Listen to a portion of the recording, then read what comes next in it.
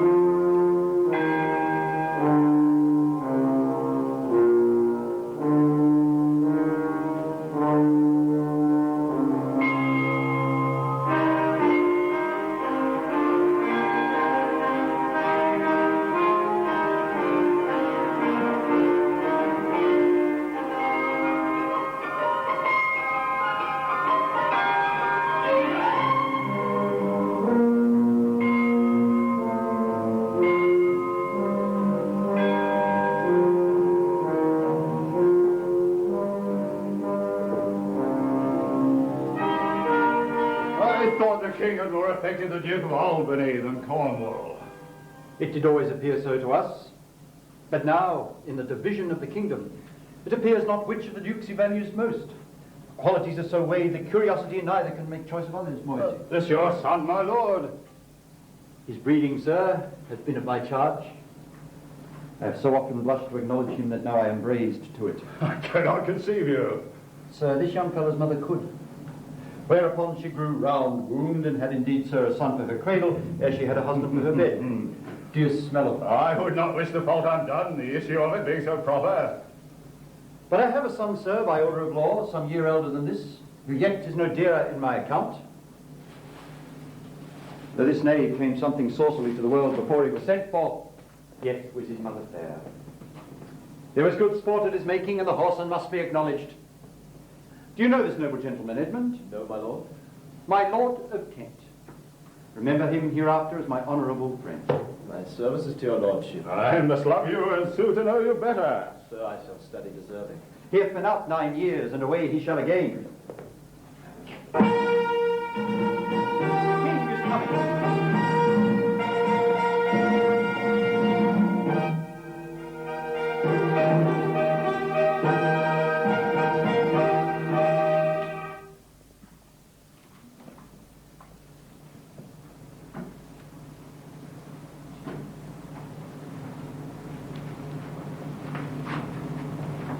attend the lords of France and Burgundy, Gloucester. I will, my lord. Meantime, we shall express our darker purpose. Give me the map there. Know that we have divided in three our kingdom, and 'tis our past intent to shake all cares and business from our age, conferring them on younger strengths, while we, unburdened, crawl towards death. Our son of Cornwall, and you, our no less loving son of Albany, we have this hour a constant will to publish our daughter's several dowers, that future strife may be prevented now. The princes, France and Burgundy, great rivals in our youngest daughter's love, long in our court have made their amorous sojourn, and here are to be answered. Tell me, my daughters, since now we will divest us both of rule, interest of territory, cares of state, which of you shall we say doth love us most, that we our largest bounty may extend where nature doth with merit challenge? Goneril, our eldest born, speak first. Sir, I love you more than words can wield the matter.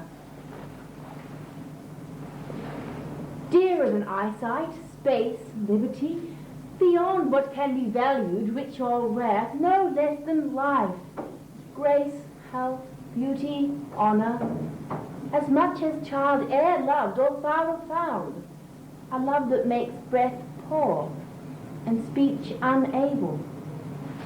Beyond all manner of so much, I love you. What shall Cordelia say? Love and be silent. Of all these bounds, even from this line unto this, with shadowy forests and with champaigns rich, with plenteous rivers and wide-skirted meads, we make thee lady. To thine and Albany's issue be this perpetual. What says our second daughter, our dearest Regan, wife of Cornwall? I made of that self-metal as my sister, and prize me at her worth. In my true heart, I find she names my very deed of love. Only, she comes too short, that I profess myself an enemy to all other joys which the most precious square of sense professes, and find that I am alone, felicited, in your dear highness's love. Then poor Cordelia, and yet not so, since I'm sure my love's more ponderous than my tongue. To thee and thine hereditary ever remain this ample third of our fair kingdom, no less in space, validity, and pleasure than that bestowed on Goneril. And now, our joy, although our last and least. What can you say to draw a third, more opulent than your sisters?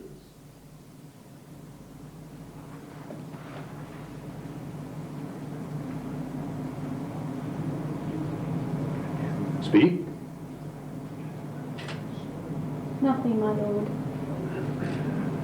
Nothing? Nothing. Nothing will come of nothing. Speak again. Unhappy that I am. I cannot heed my heart into my mouth. I love your majesty according to my bond, no more nor less. How, Cordelia, mend your speech a little, lest it may mar your fortunes. Good my lord, you have begot me, bred me, loved me. I return those duties back as I right fit. Obey you, love you, and most honor you. What have my sisters' husbands if they say they love you all? Haply, when I shall wed, that lord whose hand must take my plight shall carry half my love with him, half my care and duty. Sure, I shall never marry like my sisters. But goes thy heart with this? Aye, my lord. So young and so untender. So young, my lord, and true. Let it be so. Thy truth, then, be thy dower.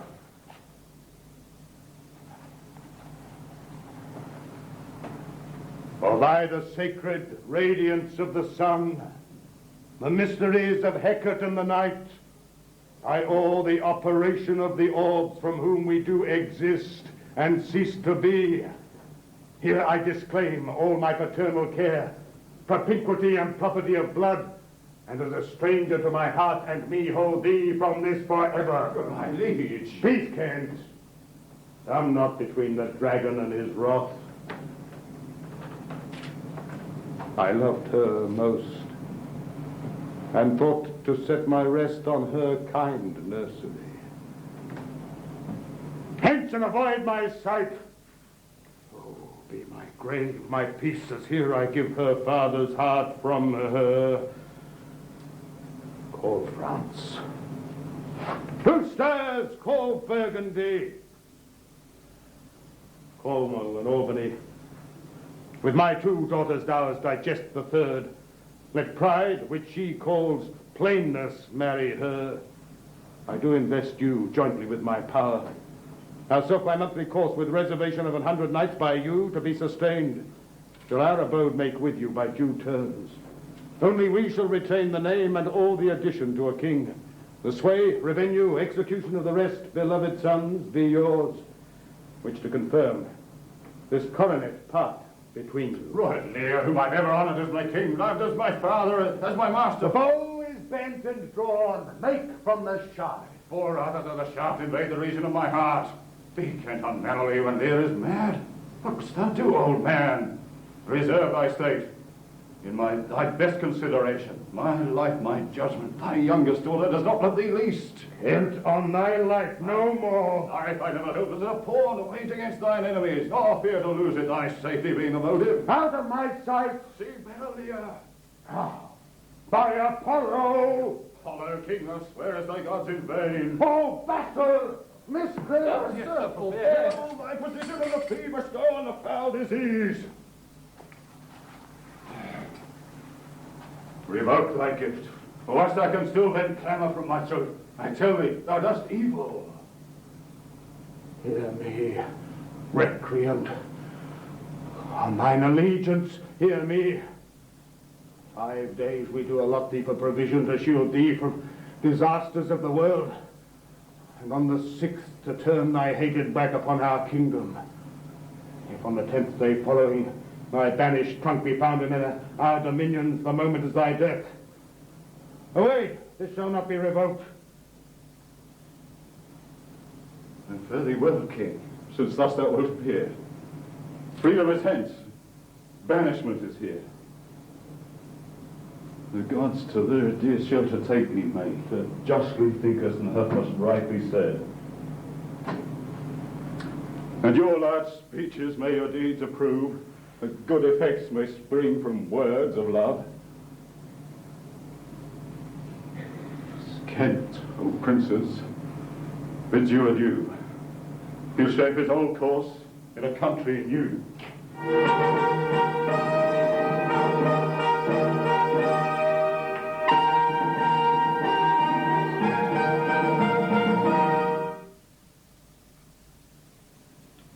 Here's France and Burgundy, my noble lord. My lord of Burgundy, what in the least will you require in present dower with her, or cease your quest of love? Most royal majesty, I crave no more than hath your highness offered. Right noble Burgundy, when she was dear to us, we did hold her so, but now her price is fallen, sir, there she stands. I know no answer. Will you, with those infirmities she owes, unfriended, new adopted to our hate, take her or leave her? Pardon me, royal sir, election may not have been such condition. Then leave her, sir.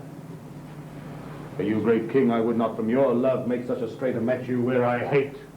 This is most strange, that she whom even but now was your object, the argument of your praise, balm of your age, the best, the dearest, should in this trice of time commit a thing so monstrous, to dismantle so many folds of favour. I yet beseech your majesty, if for I want that glib and oily art to speak and purpose not, since what I will intend I'll do it before I speak, that you make known it is no vicious blot, murder, or foulness, no unchaste action or dishonoured step that hath deprived me of your grace and favour. Better thou hadst not been born, than not to have pleased me better. Is it but this tardiness in nature which often leaves the history unspoke that it intends to do? My lord of Burgundy, What say you to the lady? Love's not love when it is mingled with regards that stand aloof from the entire point. Will you have her? She is herself a dowry. Royal King, if but that portion which yourself hath proposed, I need I take Cordelia by the arm, Duchess of Burgundy. Nothing. I have sworn. I am firm. And I am sorry, O so lost father, that she must lose her husband. Peace be with Burgundy. Since that respect and fortunes are his love, I shall not be his wife. Fairest Cordelia, thou art most rich in poor, most choice forsaken, most loved despised. Thee and thy virtues here I seize upon. Be it lawful, I take up what's cast away. Gods, these strains that from their coldest neglect and love should kindle to inflame respect. Thy daughter's daughter, king, thrown to my chance, is queen of us, of ours, and of fair France. Not all the dukes of waterish Burgundy can buy this unprized precious maid of me. Bid them farewell, Cordelia. Though unkind, thou lodgest here, a better way to find. No, Hester, France, let her be thine. For we have no such daughter, nor shall ever see that face of hers again. Never be gone. Without our grace, our love, our benison, come, noble Burgundy.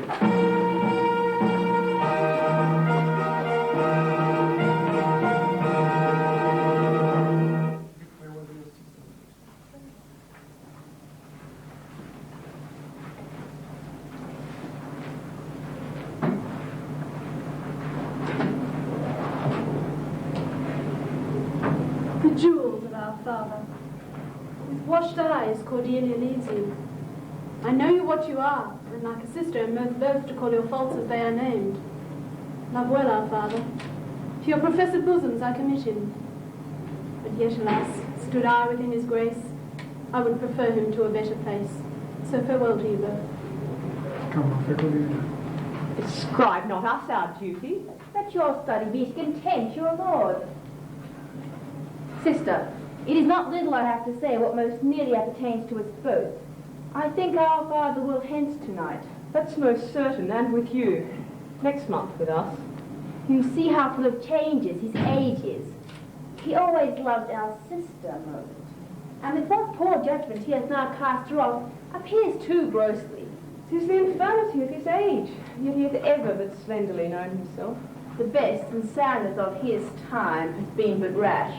Such unconstant starts we like to have of him as this of Kent's banishment. There is further compliment of leave-taking between France and him. Pray you, let us sit together. If our father carry authority with such disposition as he bears, this last surrender of his will but offend us. We shall further think. Let's do something, and in the heat. Thou, nature, art my goddess. To thy law my services abound. Wherefore should I stand in the plague of custom and permit the curiosity of nations to deprive me, for that I am some 12 or 14 moonshines laggard brother? Why bastard? Wherefore base when my dimensions are as well compact, my mind as generous, my shape as true as honest madam's issue? Why brand they us with base?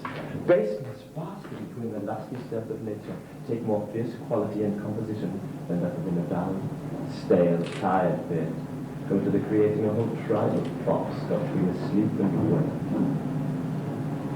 Well then, legitimate Edgar, I must have your land. Our father's love is to the bastard Edmund as to the legitimate. Fine word. Legitimate. Well, my legitimate, if this letter speed and my invention thrive, Edmund the base shall top the legitimate. I grow, I prosper. Now, gods, stand up for bastards. Kent vanished thus. In France and call aparted to the king gone tonight, prescribed his power, confined to exhibition. All this done upon the gap. Edmund. How now? What news? So please your lordship not. I so earnestly seek you to put up the letter. I know no news, my lord. What paper were you reading? Nothing, my lord. No? What needed then that terrible dispatch of it into your pocket? Quality of nothing hath not such need to hide itself. Come, let's see. If it be nothing, I shall not need spectacles. Pardon me, it is a letter from my brother, which I have not yet all overread. And for so much as I have perused, I find it not fit for your looking. Give me the letter, sir. I shall offend either to detain or to give it. The contents, as in part I understand them, are to blame. I hope for my brother's justification he wrote this but as a letter, or a taste of my virtue.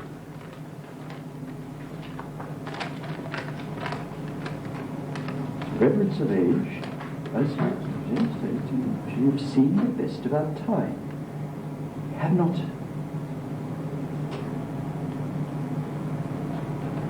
age of tyranny.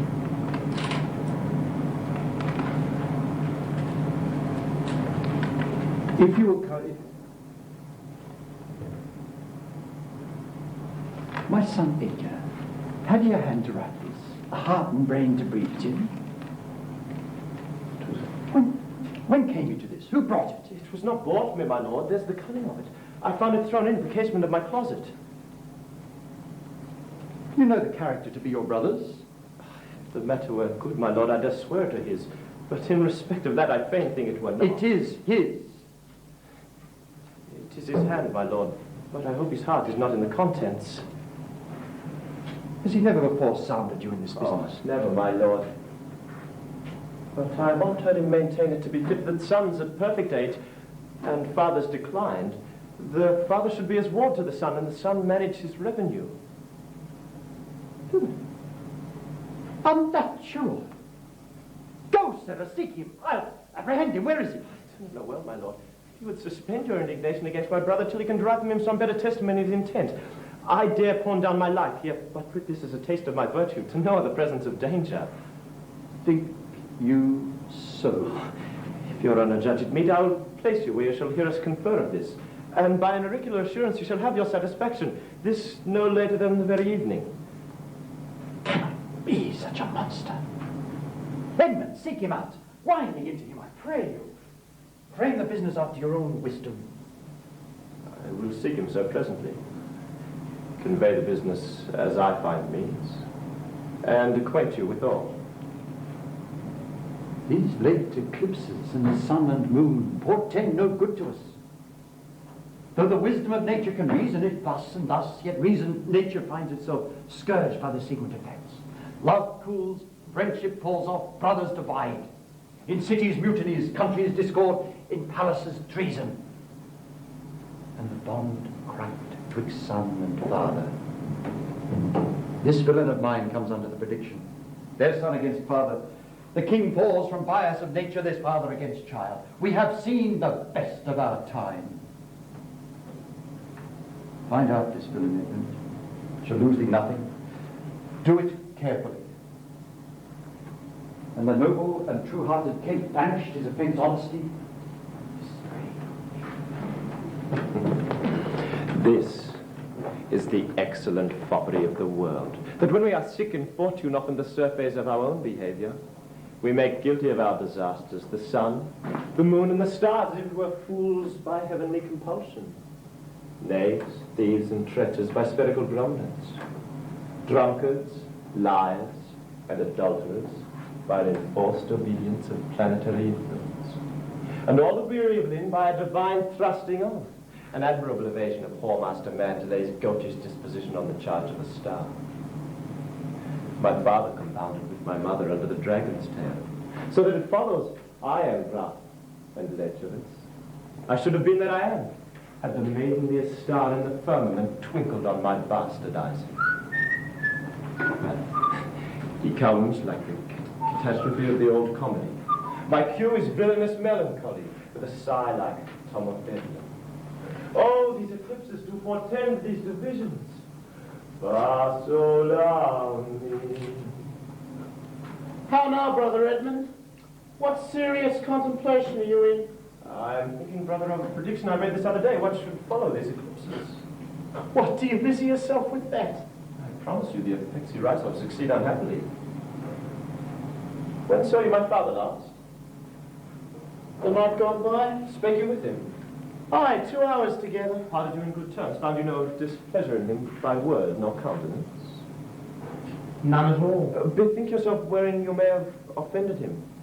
And at my entreaty, forbear his presence until some little time hath qualified the heat of his displeasure. Some villain hath done me wrong. That's my fear. I pray you have a continent forbearance till the speed of his rage goes slower.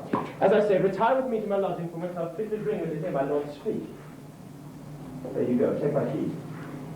If you do stir abroad, brother, go armed. Armed, brother? But I am no honest man, if there be any good meaning toward you. I've told you what I've seen and heard. But frankly, nothing the image and horror of it. I pray you away. Well, shall I hear from you when Who serve you in this business? A credulous father, and now a brother noble, whose nature is so far from doing harms he suspects none, on whose foolish honesty my practices ride easy. I see the business. Let me, if not by birth, have lands by wit. All with me's meat that I can fashion fit.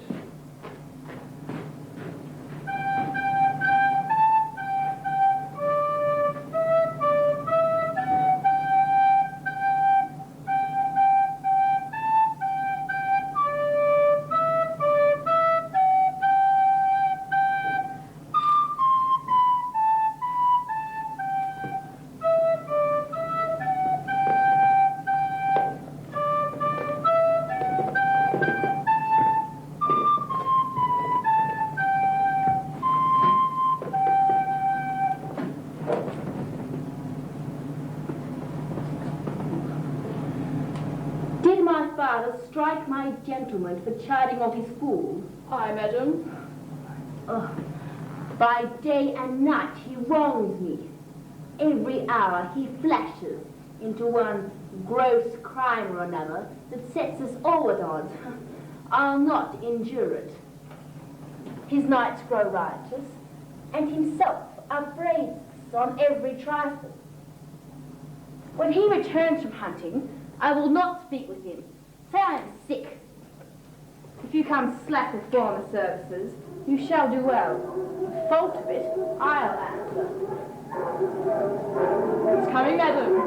I hear him. Put on what weary negligence you may, you and your fellows. I haven't come to question. If he distasted, let him to my sisters, who mind and mind, I know in that are one. Remember what I have said. Well, madam. And let his knights have colder looks among you. What grows of it, no matter. Advise your fellows so. I'll write straight to my sister to hold my course. Prepare for dinner.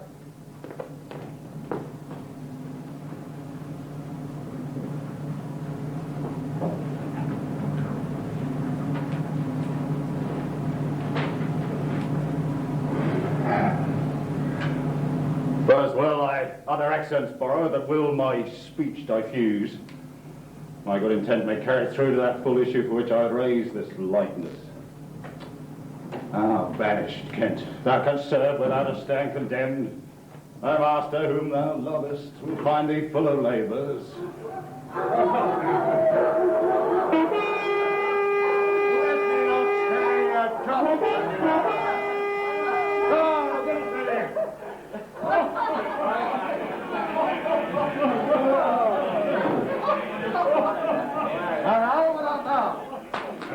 Sir. What dost thou profess? What wouldst thou with us? I do profess to be no less than I seem. To serve him truly that will put me in trust, to love him that is honest, converse with him that is wise and says little, to fear no judgment, fight when I cannot choose, and to eat no fish. What art thou? An honest-hearted fellow, and as poor as the king. Thou beest as poor for a subject as he is for a king, thou art poor enough. But what wouldst thou? Service. Who wouldst thou serve? You. Dost thou know me, fellow? Sire, you have that in your countenance I would fain call master. What's that? Authority. What services canst thou do? Well, I can keep honest Council, ride, run, bar a curious tale in telling it. That which ordinary folk are fit for, I'm well qualified in. The best of me is diligence. How old art thou? Not so young, sir, as to love a woman for singing. Nor so old as to dote on her for anything. I have years on my back, 48. Well, follow me. Thou shalt serve me if I like thee no worse after dinner. I'll not pardon me yet. Dinner, ho! Dinner! Where's my knave, my fool? Oh, you, sir, you. Where's my daughter? So please you. What says the fellow there? Go, call the clockpole back. Where's my fool? Ah, I think the world's asleep. Ah, now, where's that mongrel? He says, my lord, your daughter is not well. Why came the slave not back to me when I called him? Sir, he answered me in the roundest manner. He would not. He would not? My lord, I know not what the matter is, but to my judgment, your highness is not entertaining that ceremonious affection as you were wont. It's a great abatement of kindness appears as well in the general dependence, as in the Duke himself and your daughter. Ah, sayest thou so? I beseech you pardon me if I've been mistaken, my lord, but my duty will not be silent when I fear your highness wrong. Well, but rememberest me of mine own conception. I have perceived a most faint neglect of late. But where's my fool? I have not seen him these 2 days. Since my young lady's going into France, sir, the fool hath much pined away. No more of that, I have noted it well. Go you and tell my daughter I would speak with her. Go you and call my fool hither. Oh, you, sir, you. Come you hither, sir. Who am I, sir? My lady's father. My lady's father? My lord's knave, you cur. I am none of those, my lord. I beseech your pardon. You bandy looks with me, you rascal. I'll not be struck in, my lord.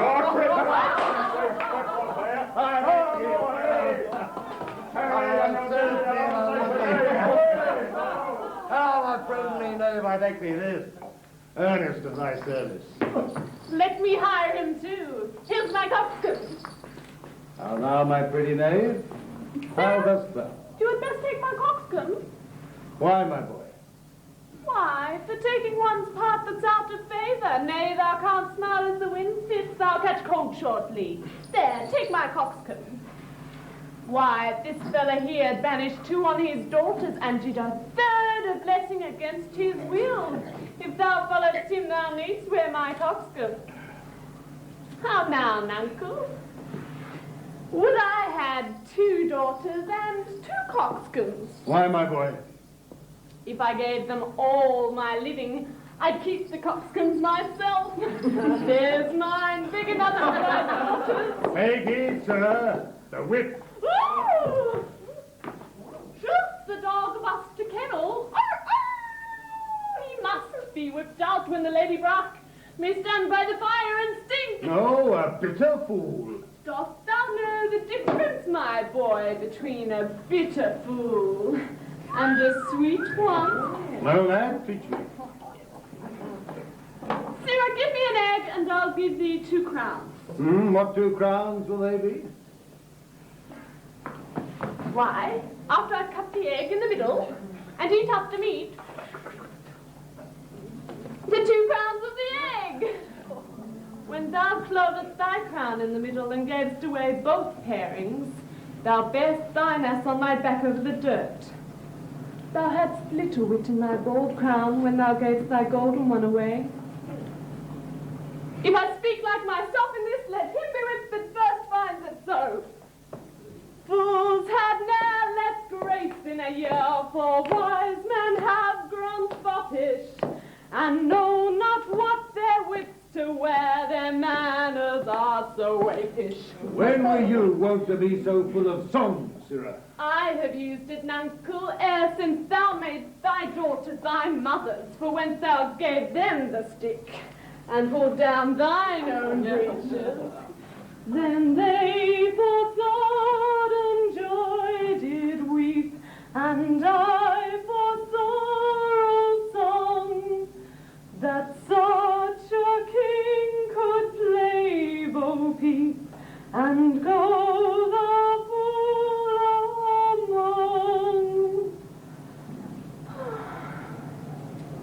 thee, uncle. Keep a school teacher that can teach thy fool to lie. I would fain learn to lie. And you, lie, sirrah, will have thee whipped. I marvel what king thou and thy daughters are. Thou hast me whipped for speaking true. Thou hast me whipped for lying.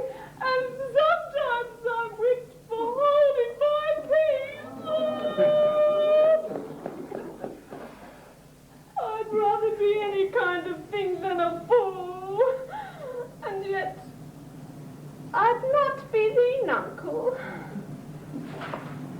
Thou hast pared thy wit over on both sides and left nothing in the middle. Here comes one of the pairings. Oh, now, daughter.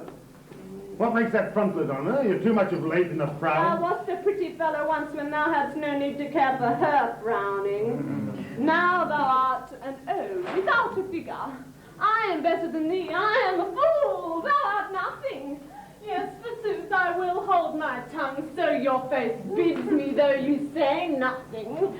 Mum, mum, he that keeps not crust nor crumb, weary of all, shall want some. Not only, sir, this your all-licensed fool, but other of your insolent retinue do hourly carp and quarrel, breaking forth in rank and not to be endured riots.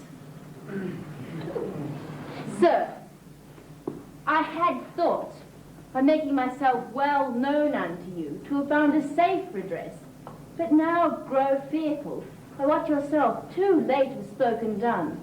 You protect this course, and put it on by your allowance, which if you should, the fault would not scape censure, nor the redress sleep.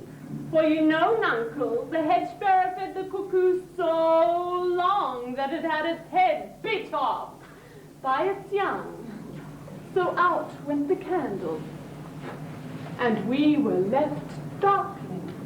Are you our daughter?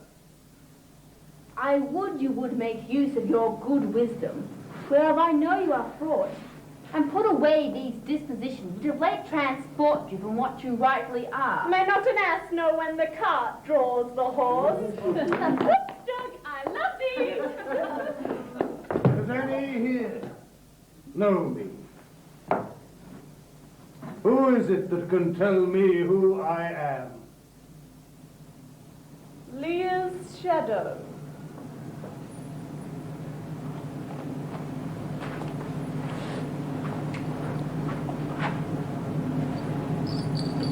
Your name, fair gentlewoman. This admiration, sir, is much the favour of your new pranks. I do beseech you to understand my purposes aright, as you are old and reverend, should be wise. Here do you keep 100 knights and squires, men so disordered, so debauched and bold, that this our court, infected with their manners, shows like a rider's inn. Epicurism and lust make it more like a tavern or a brothel than a graceful palace. The shame itself will speak for instant remedy. Be then desired by her, who else will take the thing she begs, and then will do disquantity your train, and the remains that shall depend to be such men as do besort your age, who know themselves and you. Darkness and devils! Saddle my horses, go my train together. Degenerate bastard! I'll not trouble thee.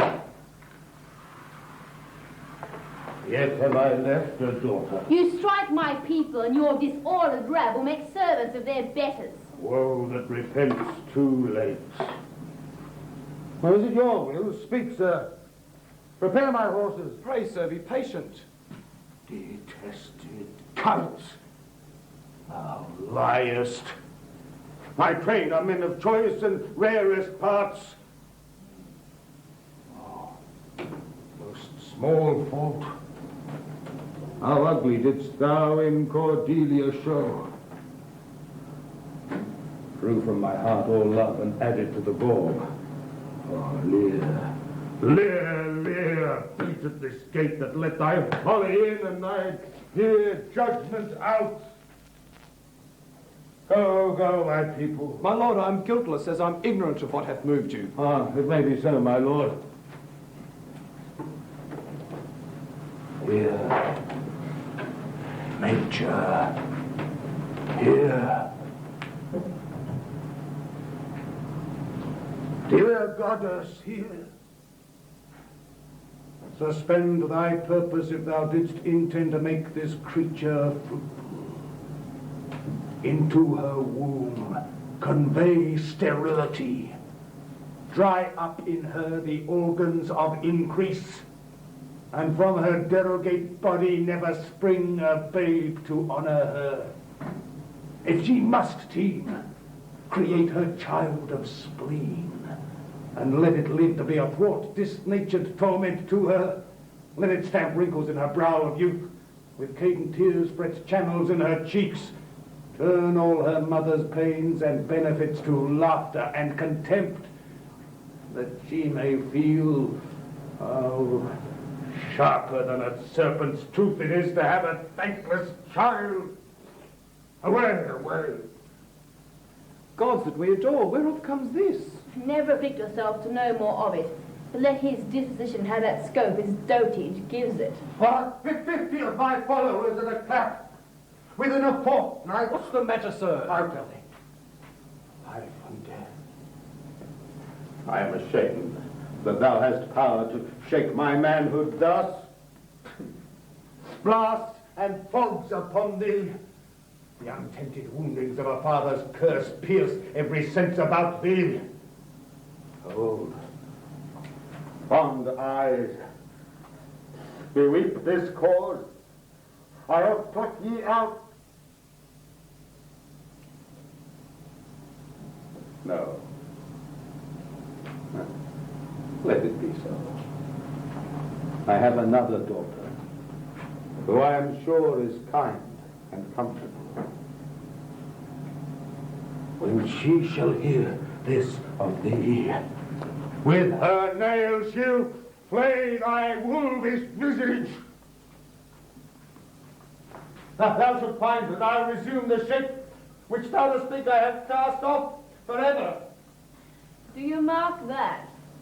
I cannot be so partial, Goneril, to the great love I bear you. Pray you, content. Oswald, you, sir, more knave than fool, after your master. Nangalia! Nangalia! Tarry, take the bull with thee!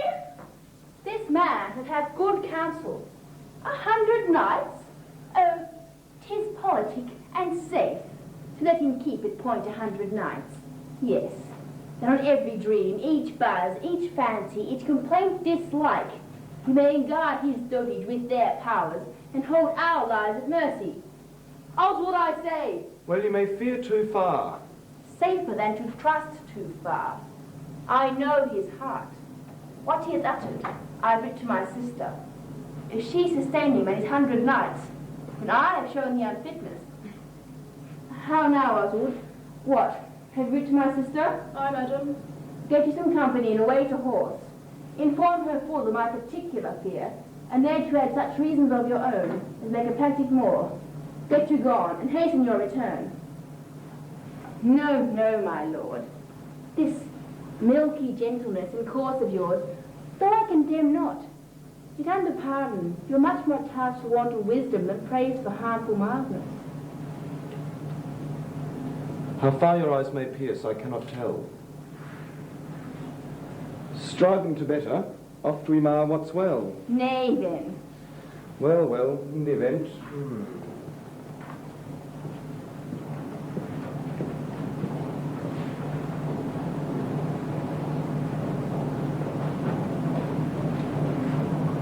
Leave it was with this letter. Acquaint my daughter no further with anything you know. I will not sleep, my lord, till I've delivered your letter. If a man's brains were in his heels, we're not in danger of corns. Aye, boy. Shalt see thy other daughter use these wisely, for though she's as like this as a crab's like a pippin, yet I can tell what I can tell. What canst tell, boy? She will not taste like this.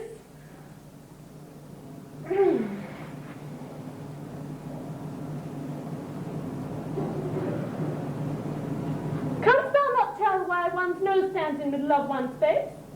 No. Why, to keep one's eyes on either side of one's nose, so that what one cannot smell out he may spy into. I did her wrong. Can't tell why an oyster has a shell? No. Nor I neither, but I can tell why a snail has a house. Why? To put heads in, not to give it away to his daughters and leave his horns without a case. I will forget my nature. So kind a father. See, my horse is ready. If thou wert my fool, uncle, I'd have thee beaten for being old before thy time. How's that? Thou shouldst not have been old till thou hadst been wise. Oh, let me not be mad. Not mad, sweet heavens. Keep me in temper. I would not be mad. And now my horse is ready? Ready, my lord. Come, boy.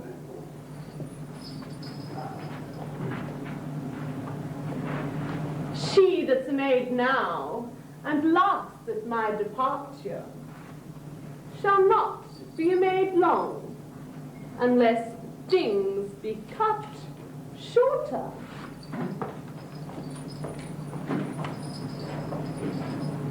Greatness and fortune work.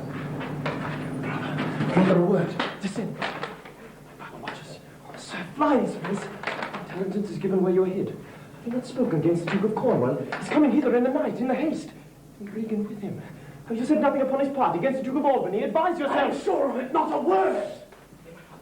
Pardon me, I must draw my sword upon you. Draw! Seem to defend yourself. Now, quit you well. Light, oh, Lear! Come before my father! My brother! Tortured! Tortured! Farewell. Some blood drawn on me would have beget opinion of my more fierce endeavor. I've seen drunkards do more than this in sport. Father! Father, help! Stop! No! Help! Where's the villain? Yesterday in the dark, mumbling wicked charms, conjuring the moon to stand auspicious mission. But where is he? Look, sir, I bleed. Where is the villain? Let this way! And by no means he could. Pursue him! Go after her! By no means what? Persuade me to the murder of your lordship, but that I told the revenging gods against parasites that all thunder bent, spoke with how strong a bond the child was bound to the father. Let him fly far. Not in this land shall he remain uncaught and found. Dispatch! The noble Duke, my master, my worthy arch and patron, comes tonight. By his authority I will proclaim it, that he which finds him shall deserve our thanks. Bringing the murderous coward to the stake, either conceals him death. Hark. The Duke's trumpets. I know not why he comes. All thoughts I'll bar. The villain shall not escape. The Duke must grant me that. Besides his picture, I will send far and near, that all the kingdom may have due note of him. And of my lands, loyal and natural boy, I'll work the means to make thee capable. Now, my noble friend, since I came hither, which I can call but now, I have heard strange news. If it be true, all vengeance comes too short which could pursue the offender. Adopt, my lord. Oh, madam, my old heart is cracked. What, did my father's godson seek your life? He whom my father named, your Edgar. Oh, lady, shame would have it hid. Was he not companion with the riotous knights that tended upon my father? I know not, madam. Yes, madam, he was of that consort. No marvel then, though he were ill-affected. 'Tis they that have put him on the old man's death to have the expense and waste of his revenues. I have this present evening from my sister been well informed of them, with such caution that if they come to sojourn at my house, I'll not be there. Nor I, surely, Regan. Edmund, I hear that you have shown your father a childlike office. It was my duty, sir. He did bewray his practice and received this hurt you see, striving to apprehend him. Is he pursued? Aye, my good lord. Be taken. He shall never more be feared doing harm. Make your own purpose how in my strength you please.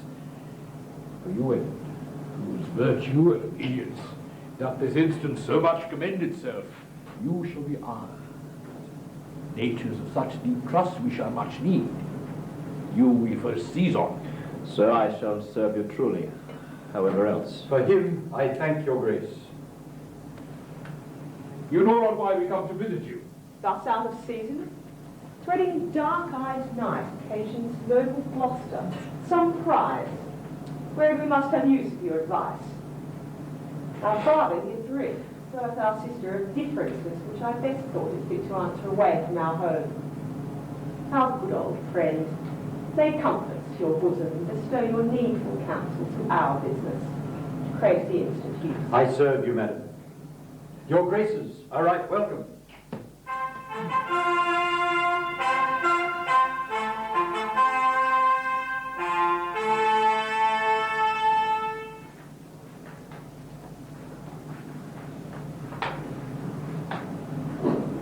Good morning to thee, friend. Out of this house? Aye. Where may we put our horses? In the mire. Prithee, if thou lovest me, tell me. Oh, I love thee not. Why then, I care not for thee. I had thee in Lipsbury pinfold, I'd make thee care for me. Why dost thou use me thus? I know thee not. Oh, I know thee. What dost thou know me for? A knave, a rogue, an eater of broken meats, a base, proud, shallow, beggarly, three-suited, 100-pound, filthy, whisky-stocking knave, a lily-livered action-taking, horse and glass-gazing, super-serviceable, finical rogue, and a son and heir of a mongrel bitch. Why, what a monstrous fellow art thou, thus to rail on one that is neither known of thee nor knows thee. Why, what a break of this violet honor! Dost thou deny thou knowest me? Is it not 2 days since I tripped up my heels and beat thee before the king? Fly, you rogue! For though it be night, yet all me can soften the moonshine of you. Draw, you rascal! Come on, you cullingly barber-monger! No! Away! I have nothing to do with thee! Stand, you slave! If you come with letters against the king! Stand, you slave, or so carbon your sense so! Come! Strike, you slave! What's the matter? Come on, good man, boy! I'll bless your thumbs! What's the matter here? Feast upon your life! He dies that strikes again. What's the matter? The messengers from our sister and the king. What's your difference? Speak. I'm scarce of breath, my lord. Oh, marvellous! You've so bestirred your valour, you cowardly rascal. Nature disclaims in thee a tailor may be. Speak. How grew your quarrel? This ancient ruffian, sir, whose life I had Oh, if spared. you have spared, you wagtail! Peace, sir! Such a slave as this who wear a sword who has no honesty! Such smiling rogues as these, like rats off fight the holy cause in twain, to entrince, to loose, smooth every passion which in the natures of their lords rebel, like oil to fire, or snow to colder moods. Revenge are firm and turn their halcyon beaks with every gale, weary of their masters. Knowing naught like dogs, but following. A plague on your epileptic visage! Swell you my speeches as I were a fool? Goose, I had your serum plain, I'll drive your cackling home to Camelot. I'll fend you out! Say that! No contrary, so more antipathy than I am this knave. Why dost thou call him knave? What is his fault?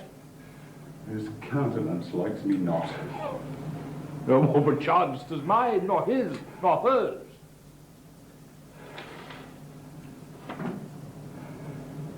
Sir, 'tis my occupation to be plain. I've seen better faces in my time to stand on any shoulder than I see before me at this instant. Oh, this is some kind of fellow who, having been praised for bluntness, doth affect a saucy roughness, and constrains the garb quite from his nature. He cannot flatter, he, An honest mind and plain he must speak truth, and they will take it so. These kind of names I know, which in this plainness harbour more craft and more corrupter ends than 20 silly ducking observants that stretch their duties nicely. Sir, in sincere faith, in sincere ability, under the allowance of your great aspect, which like a wreath of flickering fire, flickering on Phoebus's front. What means by this? To go out of my dialect, sir, which you discommend so much, I am no flatterer. He that beguiled you in a plain accent was a plain knave, which for my part I will not be, though it should win your displeasure to entreat me to it. What was the offence you gave him? I never gave him any. None of these rogues and cowards, but Ajax is their fool. Fetch forth the stocks. And I have life and honour. You stubborn ancient knave, you reverend braggart. Sir, I am too old to learn. Fetch not your stocks for me. I serve the king on whose employment I am sent to you. You show too little respect, too bold a malice against the gracious person of my master, stalking his messenger. Fetch forth the stocks. As I have life and honour, that shall he sit till noon. Till noon? Till night, my lord, and all night too. Madam, were I your father's dog, you would not use me so. Sir, being his knave, I will. This is the fellow of the self-same colour our sister speaks of. Come, bring away the stocks. Let me beseech your grace not to do so. The king, his master, needs must take it ill that he, so slightly valued in his messenger, should have him. Put it like this, friend. I'll answer that. My sister may receive it much more worse to have her gentleman abused, assaulted. Come, my lord, away.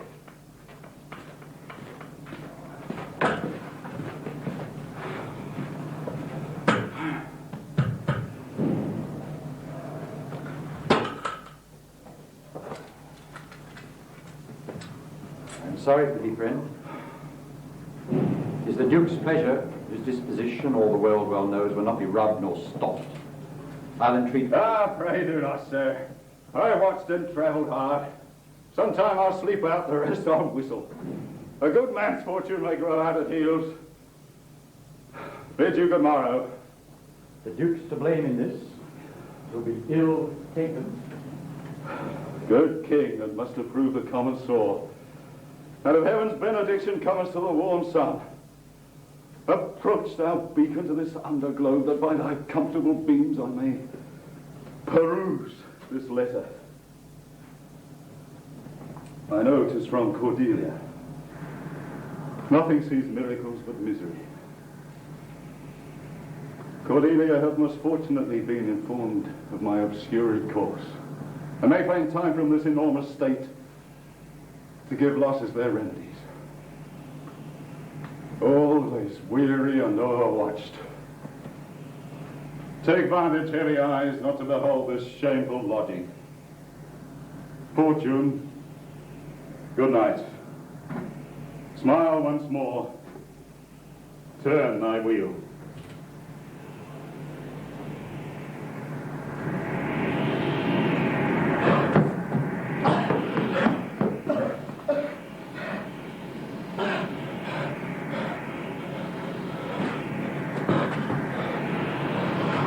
Myself proclaimed, and by the happy hollow of a tree escaped the hunt. No port is free, no place that guard and most unusual vigilance does not attend my taking. Whilst I may escape, I will preserve myself, and am bethought to take the basest and most poorest shape that ever penury in contempt of man brought near to beast. My face I'll grind with filth, blanket my loins, all my hairs in knots, and with presented nakedness outface the winds and persecutions of the skies. The country gives me proof and precedent of bedlam beggars, who with roaring voices strike in their numbed and mortified arms, pins, wooden bricks, nails, sprigs of rosemary. And with this horrible object, from low farms, poor pelting villages, sheep's coats and mills, sometime with lunatic prayers, sometime with bands enforce their charity. Puerto Rican! Puerto! And something yet.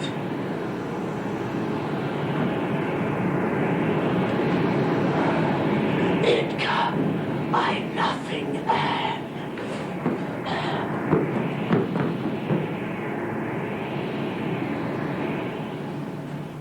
It's strange that they should so depart from home and not send back my messengers.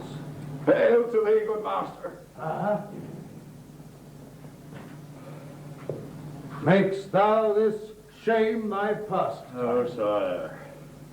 Aha, he wears cruel garters. When a man is over lusty at legs, then he wears wooden nether stocks. What's he that hath so much thy place mistook to set thee here? With thee and she, sir, your son and daughter. No. Yes. No, I say. I say yes. By Jupiter, I swear no. By Jupiter, I swear I. They durst not do it. They could not, would not do it. Winter's not gone yet, if wild geese fly that way. Oh, how this mother swells up towards my heart. Hysterica passio. The down now climbing sorrow. Where is this daughter? The Earl, sir, here within. Follow me, not stay here. Chance the king comes with so few a number. And thou hadst been set in the stocks for that question, thou hadst well deserved it. Why, fool. We'll set thee to school to an ad, to teach thee there's no labouring in the winter. Let go thy hold when the great wheel runs down a hill, unless it breaks thy neck with following. But the great one that goes after, let him be drawn upward. When a wise man gives thee better counsel, give me mine again. I'd have none but knaves follow it. Since a fool gives it, that sir which serves and seeks for gain, and follows but for form, shall pack when it begins to rain, and leave thee in the storm. But I will tarry, the fool will stay, and let the wise man fly. The knave turns fool, that runs away, the fool no knave per die. Where heard you this, fool? Not in the stocks, fool. Neither speak with me. They are sick, they are weary, they have travelled all the night. Mere fetches, the images of revolt and flying up. Fetch me a better answer.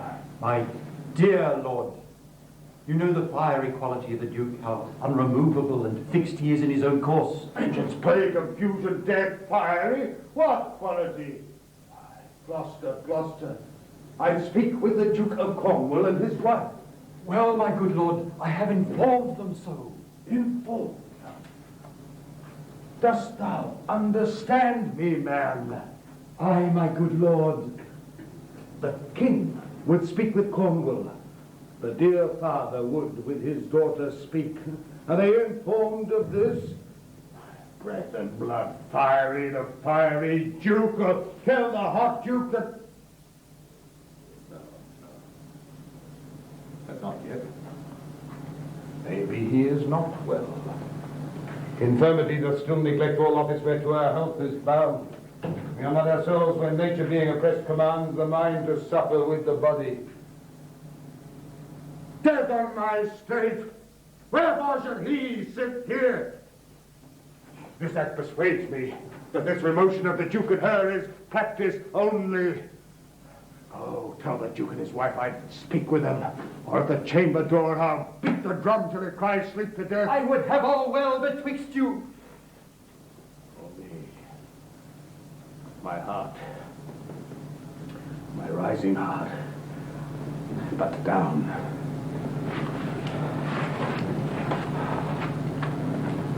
Cried to it, nuncle, as the cockney did to the eels.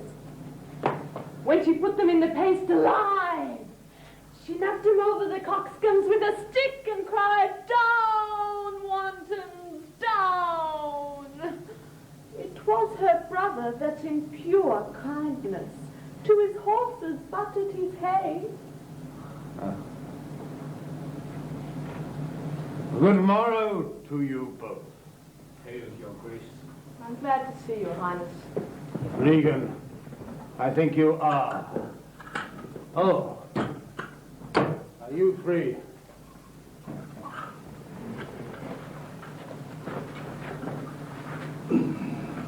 Some other time today.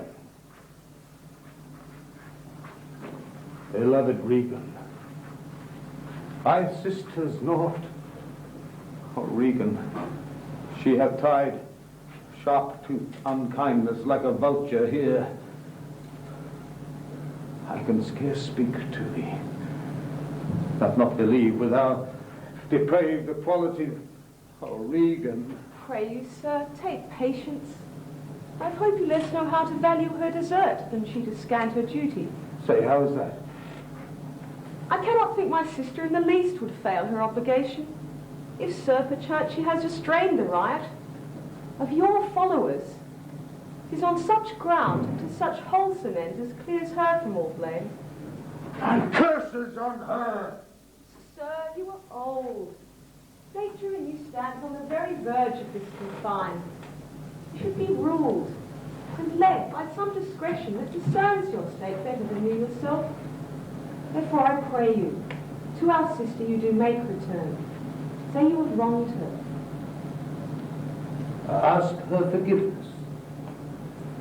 Do you but mark how this becomes the house? Oh, dear daughter, I confess that I am old. Age is unnecessary. On my knee, I beg that thou vouchsafe me raiment, bed, and food. Sir, no more. These are unsightly tricks. Return you to my sister. Never, Regan. Fight, sir, fight. Oh, nimble lightnings. Dart your blinding flames into her scornful eyes. Infect her beauty, you fen-sucked fogs, to fall and blister. Bless gods. So will you wish on me when the rash mood is on? No, Regan. Thou shalt never have my curse. My tender-hefted nature will not give thee her the harshness. Her eyes are fierce, but thine do comfort and not burn. 'Tis not in thee to grudge my pleasures, to cut off my train. Thou better knowest the offices of nature, bond of childhood. The effects of courtesy, dues of gratitude. Thy half of the kingdom hast thou not forgot wherein I thee endowed? Sir, to the purpose. Who put my man in the stocks? What trumpet's there? I know it's my sister's. It proves her letter that she would soon be here. Who stopped my servant? Regan, I have good hope thou didst not know on it. Oh, who comes here? Oh, heavens, if you do love old men, if your sweet sway allow obedience, if you yourselves are old, make it your cause. Send down and take my part. Art not ashamed to look upon this beard? Oh, Regan, will you take her by the hand? Why not by the hand, sir? How have I offended?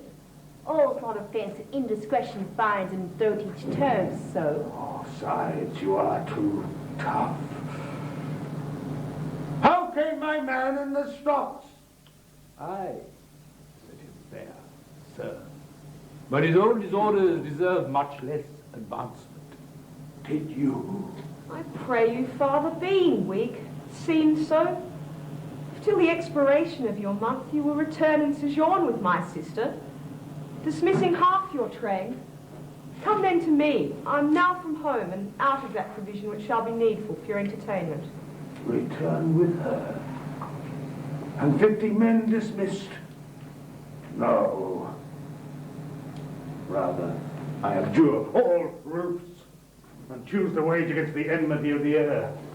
To be a comrade with a wolf and owl, necessity's sharp pinch. Return with her. At your choice, sir. I prithee, daughter, do not make me mad.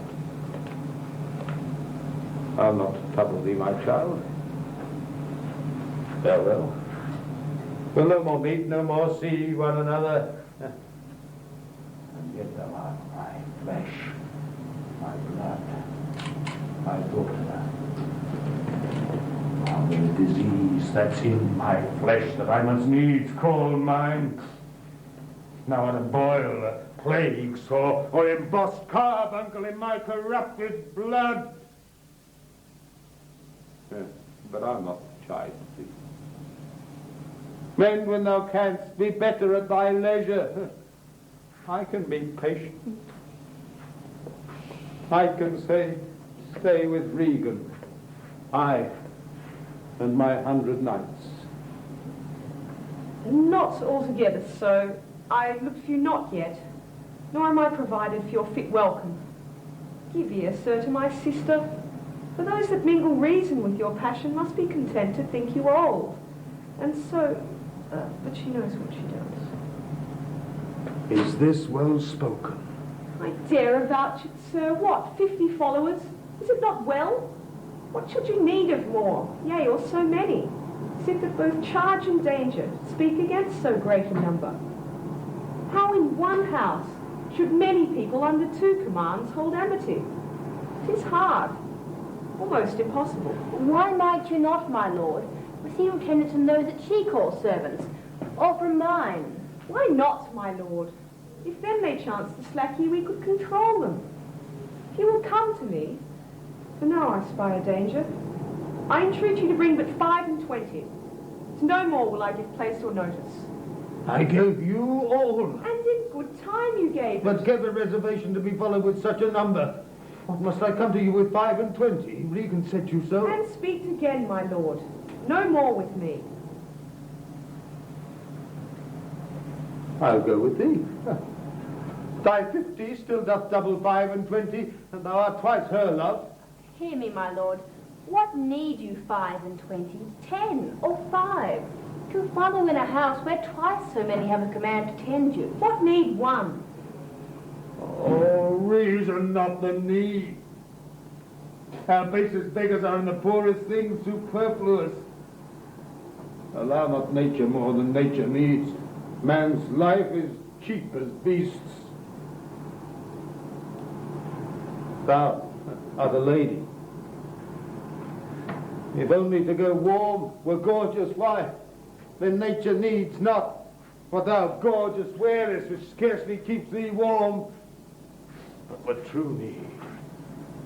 Oh, heavens, give me that patience I need. You see me here, you God, a poor old man, as full of grief as age, wretched in both. Fool me not so much to bear it tamely.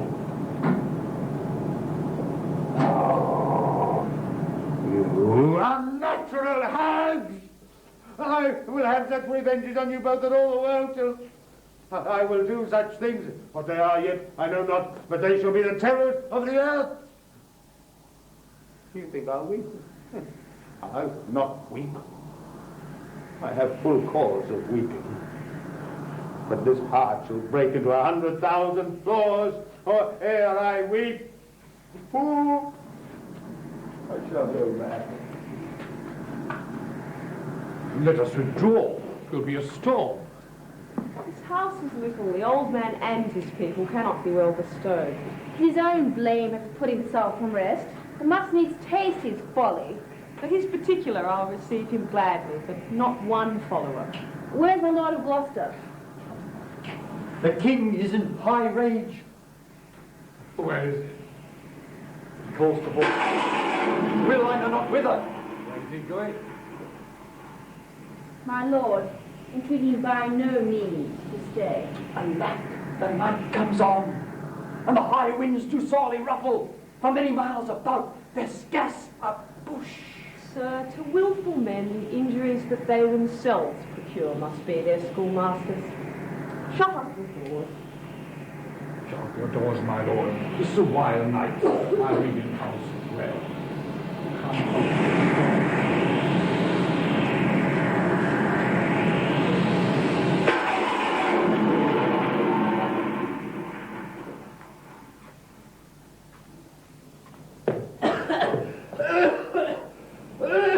Who's there? Besides foul weather. One night is like the weather, no sun quiet. I know you. Where's the king? Contending with the fretful elements. But who is with him? None but the fool that lies action, this hot striking grief. Sire, I do know you, and dare commend upon the warrant of my note a dear thing to you. There is division, although as yet the face of it is covered with mutual cunning twixt Albany and Cornwall, who have, and who have not. Spies, which out of France the speculations intelligent of our state. I'll talk further. No, do not. For confirmation that I am much more than my outward. Open this purse and think what it contains. If you shall see Cordelia, as like as not you shall, give her this ring. She will tell you who that fellow is that yet you do not know. Fie on the storm. I will go seek the king.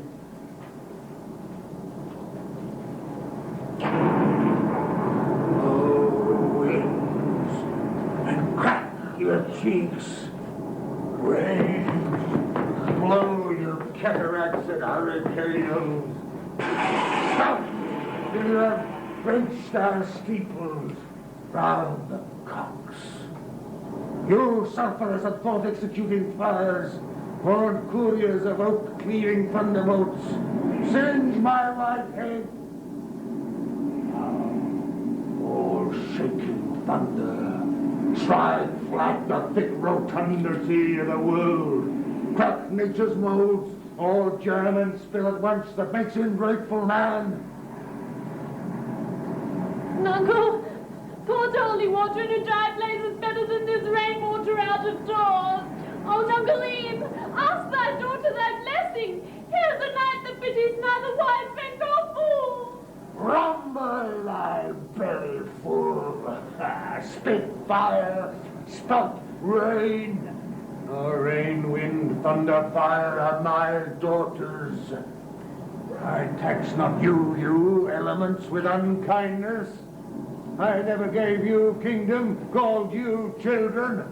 You owe me no subscription. Then let fall your horrible pleasures. Here I stand, your slave, a poor, infirm, weak and despised old man. I call you servile ministers that will with two pernicious daughters join your high-engendered battles against the head so old and white as this. Oh, this house.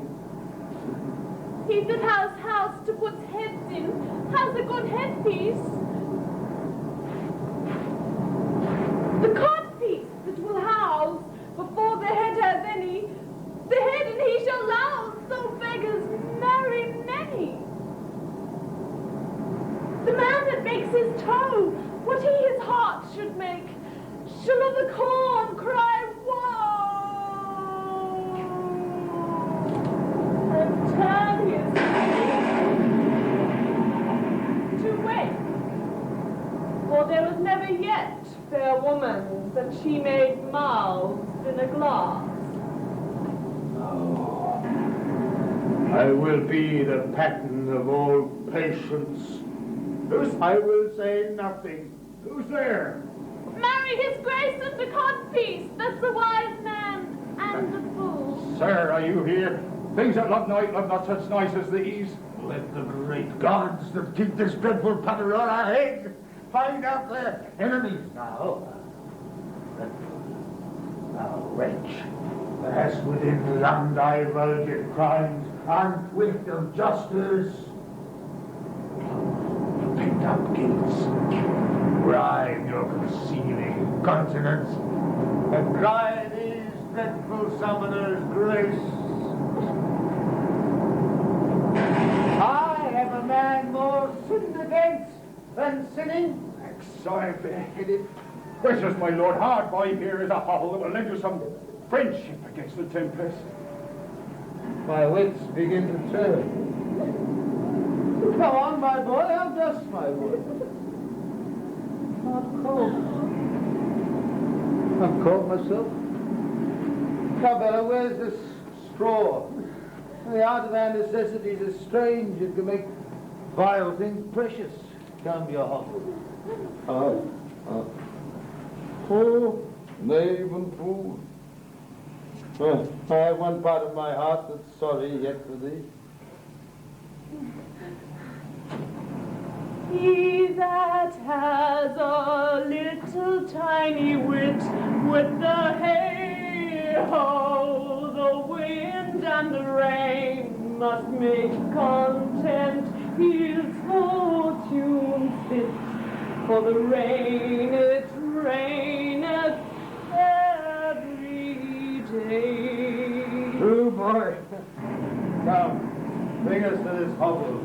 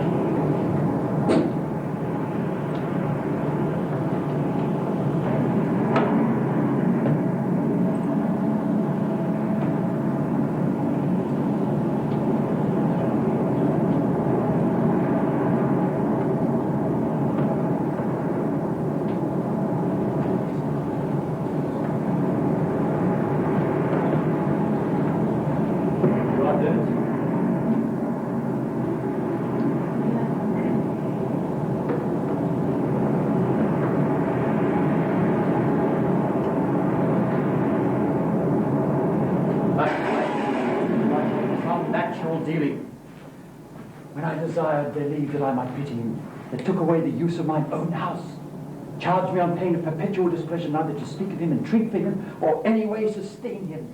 It's most savage and unnatural. Go to. Say nothing. There is division between the dukes, and a worse matter than that. I have received a letter this night. It is dangerous to be spoken. I have locked the letter in my closet. These injuries the king now bears will be revenged home. There is a part of a power already footed. We must incline to the king. I will look in and privily relieve him.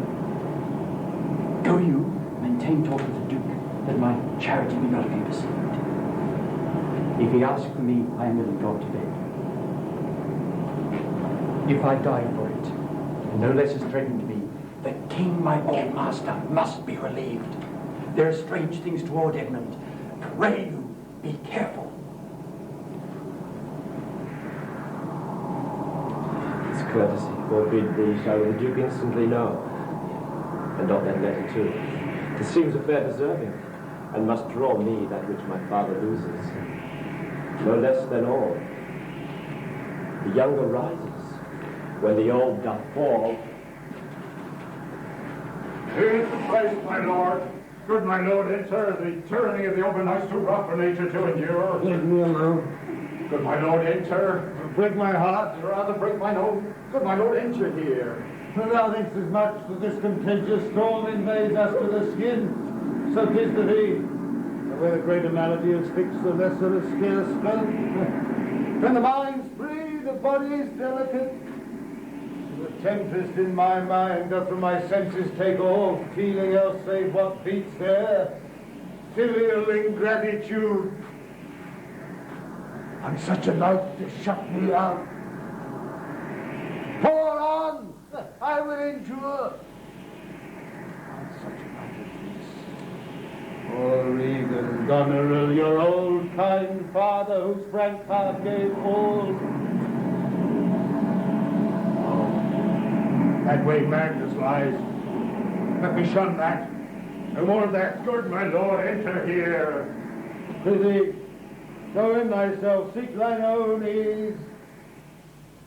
This tempest will not give me leave to ponder on things which hurt me more. Oh, I'll go in.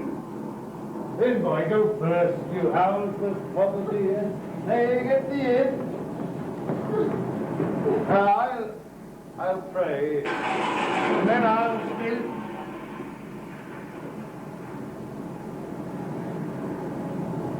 Oh, naked wretches, wheresoe'er you are, that mind the pelting of this pitiless storm.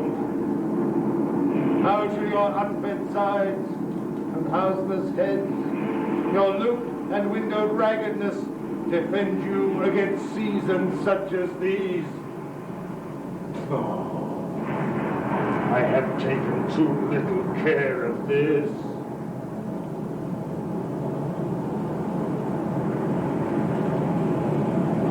Shake the superflux to them, and show the heavens more just.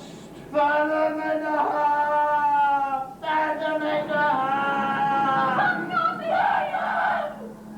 You're the spirit! Help me! Help me! A spirit is in his name! Forth home! There's another trouble there in the drawer. Come forth! The foul fiend follows me!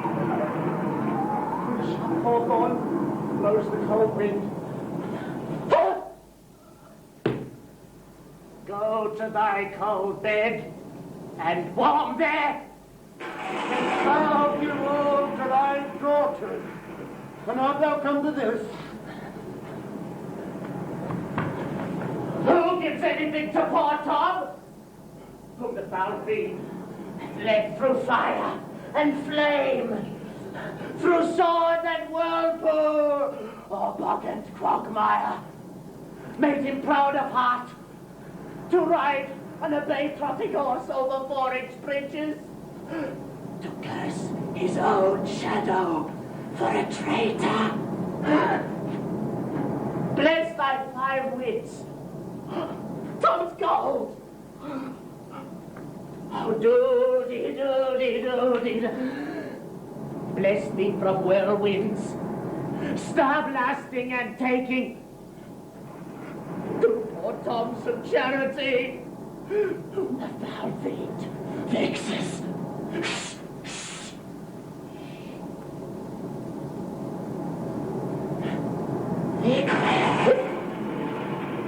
And there, and there, and there, and there, and there, and there! Shelters brought into this part. Couldst thou say nothing? Wouldst thou give them all?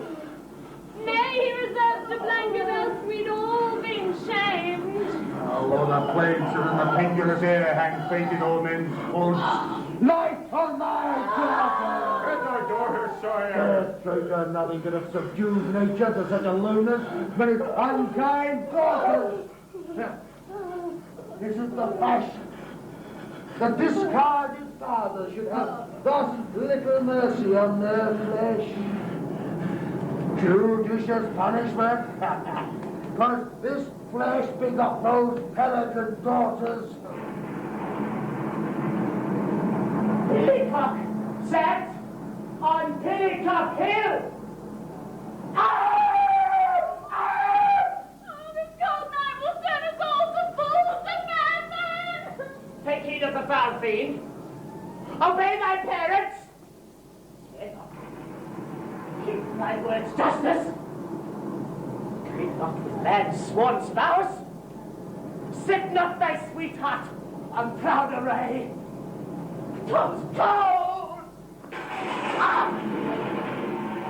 What hast thou been?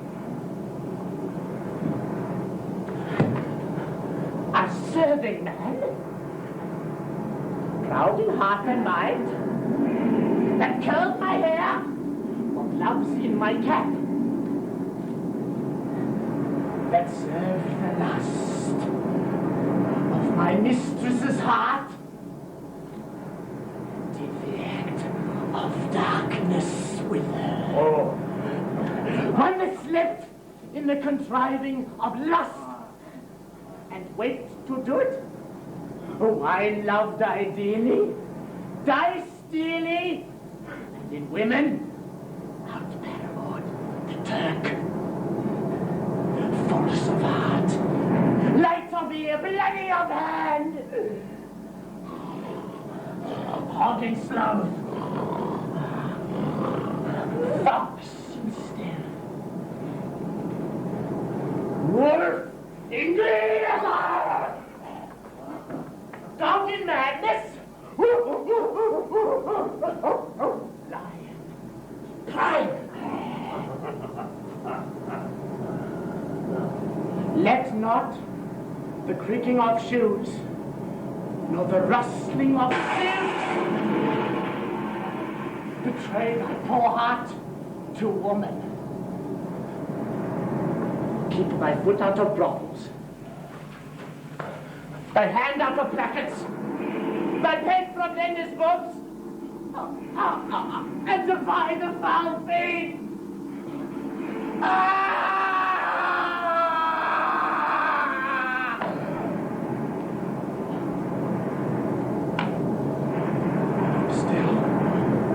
The sharp hawthorn blows the cold wind. Thou wert better in thy grave than with thy uncovered body to answer this extremity of the sky. Is man no more than this? Then consider him well. Thou wast the worm no silk, the beast no hide, the sheep no wool, the cat no perfume. Here, three of us are sophisticated. Thou art the thing itself. An accommodated man is no more but such a bare, forked animal as thou art. Oh, you lending! Come, unbutton here. Reckon, uncle, be contented. It is a naughty night to swim in. Now, a little fire in the wild field were like an old Fletcher's heart, or else one's body cold. Look, here comes a walking fire. This is the foul flippity-gibbet. He begins at curfew and walks at first cock. He gives the pin and the whip, squints the eye, makes the hair lip, mildews the white wing, and has the poor creature over. Who's there? What is it thou seekest? Are you there? Your name? Oh, Tom! That eats the swimming frog, the toad, the tadpole, the wall newt, and the water. In the fury of his heart, when the foul fiend rages, eats cow dung for salads, swallows the old rat, and drinks the green mantle from the standing pool. Horse to ride and weapon to wear, but mice and rats and such small deer have been dog food for 7 long years. Beware my follower. Please, Malkin. Now feed. At your grace, no better company. The Prince of Darkness is a gentleman. Odo he's called. And Maho. Flesh and blood, my lord, has grown so vile that it doth hate what gets it. Poor Tom's cold! Go in with me. My duty cannot suffer to obey in all your daughter's hard commands. Though their injunction be to bar my doors against you and let this tyrannous night take hold upon you, yet have I ventured to come seek you out and bring you where both food and fire is ready. First, let me talk with this philosopher. What is the cause of thunder? Oh, good my lord, take his offer. Go into the house. I'll talk a word with the same learned Theban. What is your study? How to prevent the fever? To kill the bed. Let me ask you one word in private. Importune him once more, my lord. His wits begin What to a night's this? I do beseech you, Grace. Oh, cry your mercy, sir. Noble philosopher, your company. Poor Tom's cold. In there, fellow. Into the hall. Keep you warm. Come, let's in order. This way, my lord. I will keep still with my philosopher. Soothe him, my lord. Let him take the fellow. Let's take you off. Come, sirrah. Come with us. Come. Good Athenian.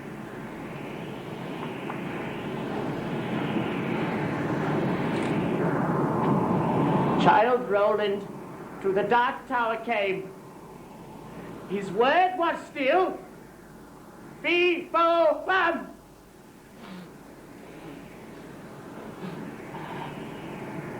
I smell the blood of a British man. Ha!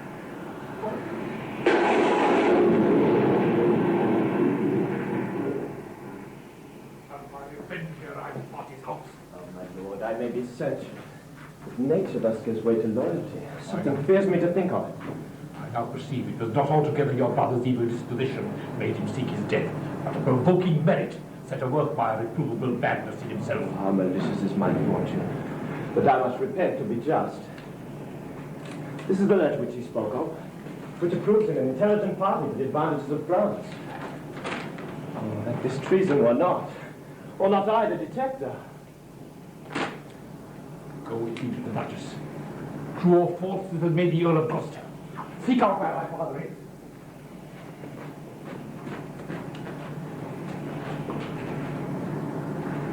Here is better than the open air. Take it thankfully.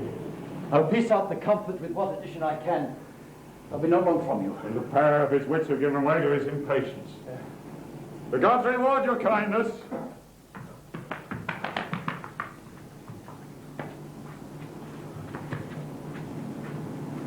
Frateretto calls me and tells me Nero is angler in the lake of darkness. Pray, innocent, and beware the foul fate. Pretty uncle, tell me whether a madman be a gentleman or a yeoman. A king. No, he's a yeoman that has a gentleman to his son, for he's a mad yeoman that sees his son a gentleman before him. I have 1,000 with red, burning spits come hissing in upon them. Bless thy 5 wits. Sire, where is thy patience thou so oft boasted to retain? My tears begin to take his part so much they mar my counterfeit. The little dogs and all see. Pray, blanch and sweeter, they bark at me. Tom will throw his head at them. About you can!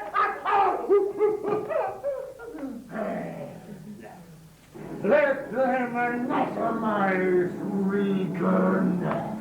See what reads about her heart. Is there any cause in nature that makes these hard hearts? You, sir. I entertain for one of my 100. And I do not like the fashion of your garments. Oh, you'll say they are Persian, but let them be checked. Sir, lie here and rest a while.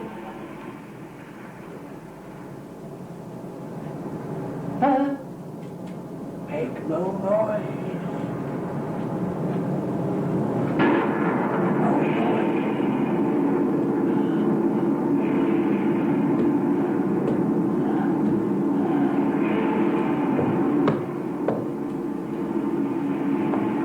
Draw the curtain.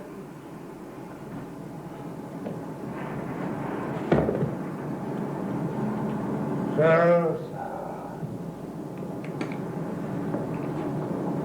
we'll go to supper in the morning.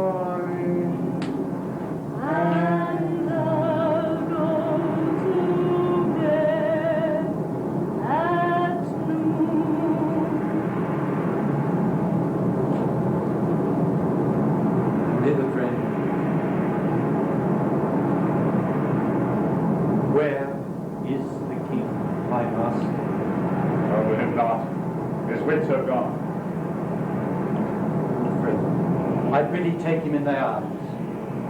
I've heard a plot of death upon him. There is a litter ready, lay him in it. Drive toward Dover, friend, with our meet both welcome and protection. Take up thy master. If thou shouldst dally half an hour his life with thine and all that offered to defend him, stand in assured loss, take up and follow me.